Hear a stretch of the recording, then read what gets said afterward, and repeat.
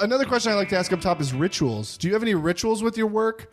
Like before you direct something, while you're directing, do you have any sort of like OCD or things you have to do? Yeah, I have to be on set at least an hour before our call time. Okay. So sometimes that can be really early in the morning. Sometimes that's 3 a.m.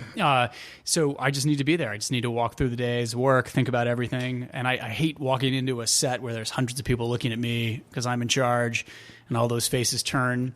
I much prefer to be there before all those other people have arrived and let them trickle in. And slowly the community is kind of built around you, and it's a little bit less stressful that way. That's a great life hack. Yeah. Yeah, it's a good way to do it. Yeah. Any other rituals? I mean, just preparation, I think that's a ritual unto itself. I'm not a fly by the seat of the pants kind of guy. I do a lot of work beforehand. I do like to have a strong understanding of what I'm going to do so that I can be free to play when I get there.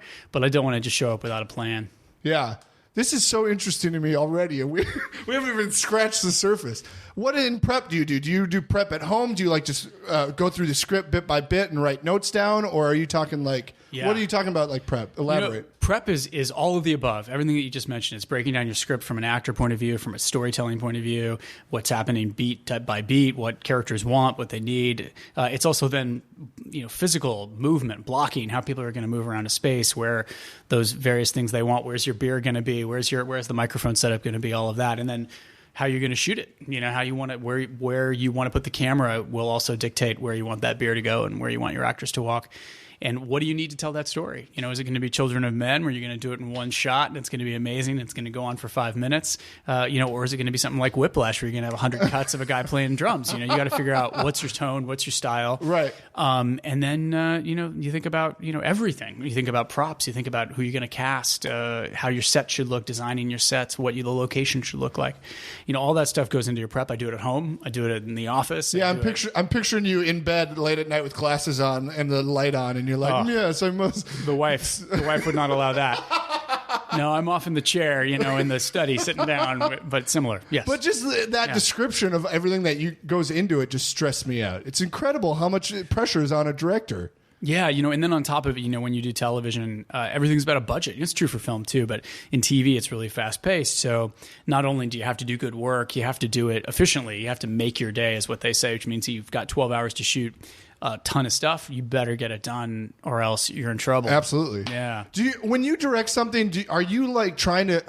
I don't know how to put this. Are you trying to do what you think the writer wants, or are you doing what you want? Oh, I mean, I think it's both. I direct a lot of theater, which is a playwright's medium, and I definitely want to try to get a mind meld with that playwright and understand what they're going for and interpret that. But I think it's the same thing as when I do a Shakespeare play too. I'm trying to understand where the story is coming from, and then how I see it, and what's gonna work best. And so, I don't think they're mutually exclusive. I think you want to understand what the writer is thinking, and then figure out the best way to translate and tell that story. For sure. Do you have any rituals in your day-to-day life? No, I don't think anything too crazy. I'm not like, a OCD kind of guy. I don't have to swallow 5 times to the north, every, 5 minutes on the hour or whatever. Does somebody have to do that? Yeah. I had an ex-girlfriend who was like that. Really? Yeah.